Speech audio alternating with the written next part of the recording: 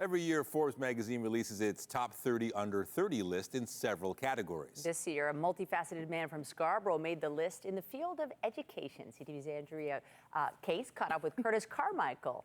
But what did he have to say? Michelle and Nathan, good evening. And yes, viewers, we're all wearing gray today, but we did not coordinate.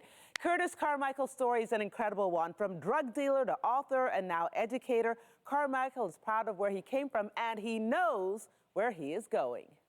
Two left. Curtis Carmichael was considering a career in the CFL when he pivoted.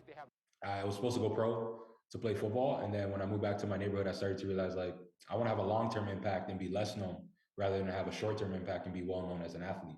So I quit, but when I got back to my neighborhood, I'm like, okay, what now? So then the neighborhood said, hey, we're closing our after-school program. Could you raise us $100K? I'm like, I'll ride across the country because, you know, when you come from where we come from, you got to make some noise.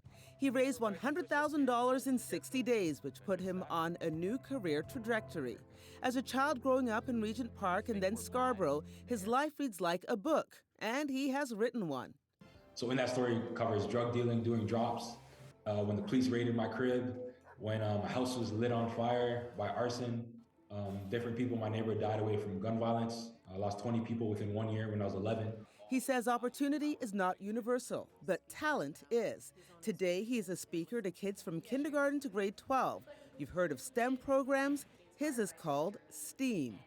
Science, technology, engineering, arts, and mathematics. STEM has been used as a colonial tool. So STEM has been used in a way to uphold our current systems. Arts is the human grounding of STEM. So essentially what the arts does, it allows us to put humanity first. He says 1% of venture capital in America goes to Black people. So he's teaching kids not just careers, but ownership of the infrastructure. How do we teach kids to create their own operating system, to create their own robotics hardware, to create their own AI companies? This year, the 29-year-old made the Forbes top 30 under 30 list in the field of education. His goal is always to remind kids, no matter where you come from, success is possible. Carmichael is now working on a brick and mortar location for his STEAM program. A look for that in the new year, as well as a new fundraising campaign.